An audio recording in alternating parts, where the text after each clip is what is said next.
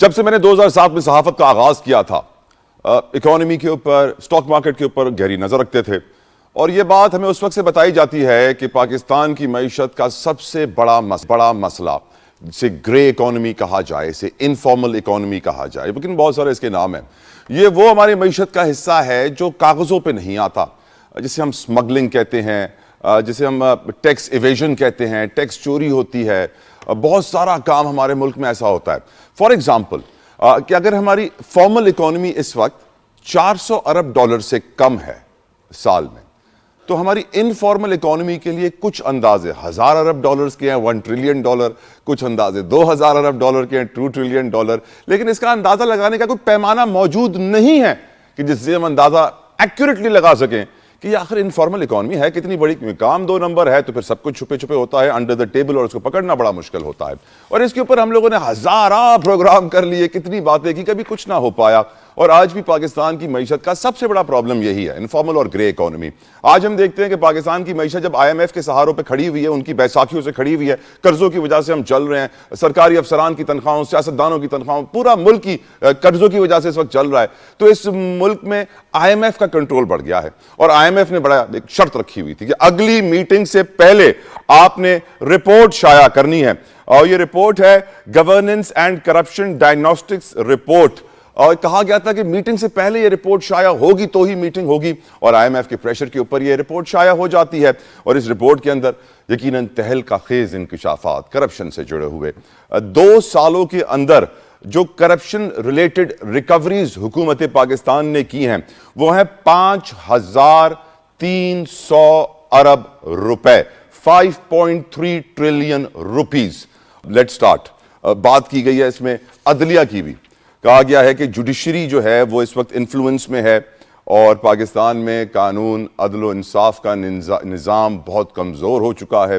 لوگوں کی نظر میں جتنے بھی کمپلیننٹ سائلین ہوتے ہیں وہ یہی کہتے ہیں کہ کرپٹ ترین اداروں میں سے ایک پاکستان میں عدلیہ ہے، جوڈیشری کی انڈیپینڈنس، آزادی کے اوپر ایک کویسچن مارک ہے۔ 26ویں آئینی ترمیم کا بھی ذکر کیا گیا ہے، اور کہا گیا ہے کہ حکومت نے چیف جسٹس لگانے کے طریقہ کار کو اپنے ہاتھ میں لے لیا ہے، پہلے ایسا نہیں تھا، اور یہ ریفارمز جو آئے ہیں ان کو بہت زیادہ خطرات لاحق ہیں، کیونکہ سارے سٹیک ہولڈرز کو راضی نہیں کیا گیا، اور ان کے جو گریوینسز اور ان کے جو پرابلمز اور ان کے جو اختلافات ہیں ان کو دور کرنے کی کوشش نہیں کی گئی۔ اس رپورٹ کے اندر شوگر کے بارے میں کہا گیا کہ شوگر ملز جو ہیں ان کا ایک بڑا گٹھ جوڑ ہے، وہ بڑی ایک طریقہ کار سے واردات کرتے ہیں، پرائس میکانزم سے لے کر گنا خریدنے تک، ایک سٹیپ کے اندر، جس طرح ہم پہلے دیکھتے ہیں کہ شوگر ملک سے باہر جاتی ہے پھر امپورٹ کی جاتی ہے، شوگر سکیمز ہم آئے دن سنتے رہتے ہیں، تو اس کی طرف بھی اشارہ کیا IMF نے کہ بہت بڑا پرابلم ہے۔ یقیناً پاکستان کا آج سب سے بڑا پرابلم یہی ہے کہ ہم اپنے ملک سے 2 نمبر کاروبار ختم نہیں کر پا رہے۔ Let's be frank about it and straight about it. گفتگو کا آغاز کریں گے، مزید انتظار نہیں کراؤں گا، اپنے مہمان، ٹاپکس بہت سارے ہیں جس میں مجھے بات کرنی ہے، مہمان بھی بڑے میرے لیے قابل احترام ہوتے ہیں کیونکہ ان کے بنا میرا شو نامکمل ہوتا ہے۔ میں ویلکم کرنا چاہوں گا پاکستان پیپلز پارٹی کے رہنما ہیں حیدر زمان قریشی صاحب۔ Thank you so very much Qureshi صاحب فار یور پریشیس ٹائم، جزاک اللہ خیر۔ نعیم قریشی صاحب سینئر اینالسٹ ہیں، ہمیشہ اپنا وقت ہمارے لیے نکالتے ہیں، thank you so very much. غوث محمد نیازی صاحب فرام PMLN کچھ لمحوں میں، اور احمد اویس صاحب فرام PTI کچھ لمحوں میں جوائن کر رہے ہیں، جوائن کر چکے ہیں، thank you so very much. جتنے بھی لوگ ہمارے ساتھ موجود ہیں بہت بہت شکریہ آپ کا۔ And I take this discussion to Niazi صاحب۔ نیازی صاحب، آپ کی نظر میں آپ کی پارٹی کی اس وقت حکومت ہے، اور یقیناً بہت ساری باتیں شہباز شریف صاحب کی حکومت کے حوالے سے بھی کہی گئی ہیں، یہاں تک کہ قائد اعظم محمد علی جناح کو بھی کوٹ کیا گیا ہے کہ shortly after independence, Muhammad Ali Jinnah, Pakistan's founding father, denounced corruption in 1947 as a poison that needed to be eradicated. اور پھر وہ آگے کہتے ہیں کہ more than 70 years later, corruption continues to hinder Pakistan's macroeconomic and social development.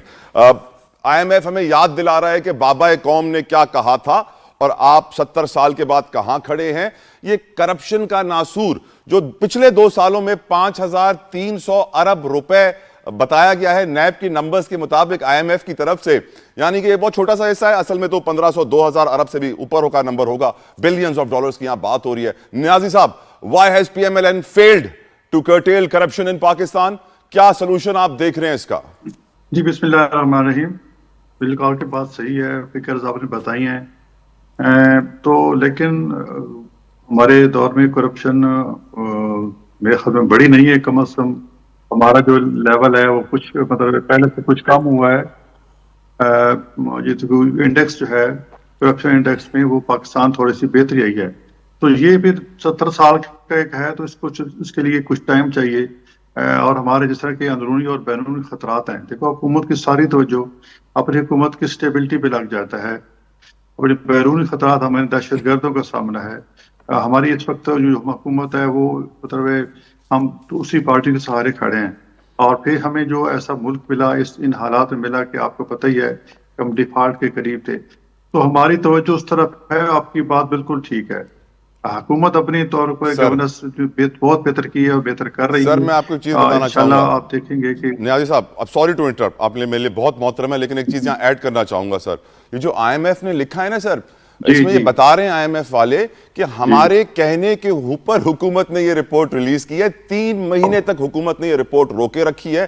آپ کی حکومت آڈٹ سے ریلیٹڈ جو رپورٹس ہوتی ہیں جس میں کرپشن بے نقاب ہوتی ہے وہ بھی روک دیتی ہے. یہ والی رپورٹ بھی روکی ہوئی تھی, آئی ایم ایف کے کہنے پہ ریلیز کی ہے. کیوں آپ عوام سے یہ ڈیٹا چھپانا چاہتے ہیں؟ کیوں نواز شریف صاحب, شہباز شریف صاحب عوام کو ریالٹی تک نہیں پہنچنے دے رہے سر؟ اس پہ دیکھ بات یہ ہے کہ عوام میں پہلے وہ ایک مایوسی سے پہلے ملک کی حالات اور سیاسی جو چار اس لحاظ سے عوام پریشان ہے کہ ملک کا کیا مستقبل ہوگا, ملک کا معیشت کیسے چلے گی, ہمارے بچوں کا مستقبل کیا ہوگا. تو اس میں ایسی رپورٹ ریلیز کرنا جس کا کوئی مقصد ہی نہیں ہے کہ سوائے اس کے کہ عوام مایوس سے پہلے اور عوام پریشان ہو. تو آئی ایم ایف کہتا ہے تو میرے خیال میں کچھ نہیں کہنا چاہیے. ہمیشہ آج تک جو ڈاکومنٹیشن ہوتی رہی ہے, آج سے 2 سال پہلے تک تو کوئی ہمیں کوئی کہیں سے کوئی اس طرح کی آئی ایم کہ جی اس چیز کو اوپن کریں آپ, کیونکہ ہم قرضوں میں کھڑے ہوئے ہیں. اس میں ہمارا قصور بھی شاید ہوگا لیکن بہت زیادہ قصور اسی حکومتوں کا ہے. اور ایک ناتجربہ کار حکومت کو جو مسلط کیا گیا تھا اس نے جو گند گھولا ہے اس کے اثرات اور اس کے آفٹر شاٹس ابھی تک جاری ہیں.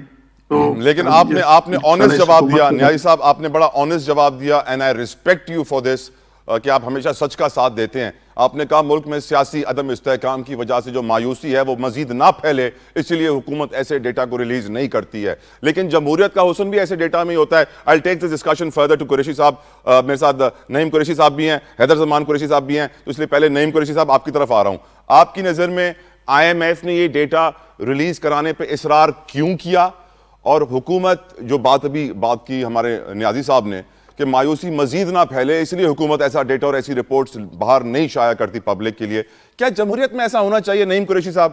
بہت شکریہ جتوئی صاحب. دیکھیے, ایک تو ہمارے دوست مسلم لیگ کے جو یہاں نمائندے ہیں نیازی صاحب, ان کے پاس کوئی ایکسکیوز نہیں ہے. ان کی زبان لڑکھڑا رہی ہے, ان کے پاس ان باتوں کا کوئی جواب نہیں. آپ آئی ایم ایف کی رپورٹ کی بات کر رہے ہیں کہ اس سے عوام میں مایوسی پھیل جائے گی. حکومتیں اس طرح نہیں چلا کرتی. من حیث القوم ہمارے لیے ایک انتہائی شرمناک رپورٹ ہے آئی ایم ایف کی. حکومت نے صرف یہی رپورٹ نہیں دبانے کی کوشش کی. آپ کو یاد ہوگا کہ یورپی یونین کی انتخابات سے 2024 کے انتخابات سے متعلق رپورٹ بھی حکومت نے دبائی ہوئی تھی, اور ان کے بہت پریشرائز کرنے پر حکومت نے وہ رپورٹ جاری کی تھی. حکومت ایسی کوئی چیز عوام کے علم میں لانا نہیں چاہتی جو سچائی پر مشتمل ہو, جو سچائی پر مبنی ہو, تاکہ حکومت جو اپنا جھوٹا بیانیہ چلا رہی ہے معیشت کے حوالے سے وہ چلتا رہے. دیکھیے, یہ رپورٹ اس اعتبار سے ہمارے قوم کے لیے شرمناک ہے, انتہائی افسوسناک ہے. آپ دیکھیں کہ کس قدر تھورو اسٹڈی ہے آئی ایم ایف کی. میں اکنامکس کا طالب علم ہوں. میرا کہنا یہ ہے کہ یہ ساری وہ گفتگو اس وقت آئی ایم ایف کی رپورٹ میں ہے جو ہم اس چینل پہ مسلسل کرتے رہے, جب ہم بتاتے رہے کہ ہماری اکانومی جو ہے وہ بالکل ختم ہو کے رہ گئی ہے. ہم جب کہتے رہے کہ سیاسی عدم استحکام ہے, ہم کہتے رہے کہ جب تک آپ پارلیمنٹ کو عضو معطل بنا کے رکھیں گے آپ کی معیشت نہ آگے بڑھے گی اور نہ سیاسی طور پہ اسٹیبلٹی آئے گی. آپ دیکھیے آج آئی ایم ایف کی رپورٹ میں کیا لکھا ہے, آج ہماری معیشت کہاں کھڑی ہے. آج وہ کہہ رہے ہیں کہ 5 سال بعد اگر ہم کرپشن بند کر دیں تو 5 سال کے بعد 6% پہ چلی جائے گی. تو عمران خان صاحب جب 6% پہ نہیں چلی جائے گی سر, 5 سے 6.5% کا اضافہ ہوگا. ہماری اس وقت تو 3% پہ گروتھ ہے, لیکن موسٹ اسٹانشنگ نعیم صاحب, موسٹ اسٹانشنگ قائد اعظم بابائی جناح رحمت اللہ علیہ کے اقوال ہمیں سنا رہے ہیں آئی ایم ایف والے.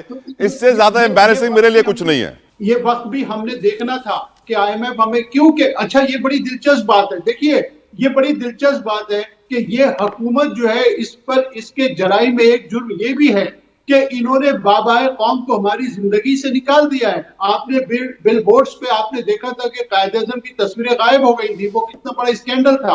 تو انہوں نے تو بابائے قوم کو بھی ہماری زندگی سے نکالنے کی کوشش کی ہے کیونکہ ان کے اقوال زری جو ہے یہ فیس کر نہیں سکتے.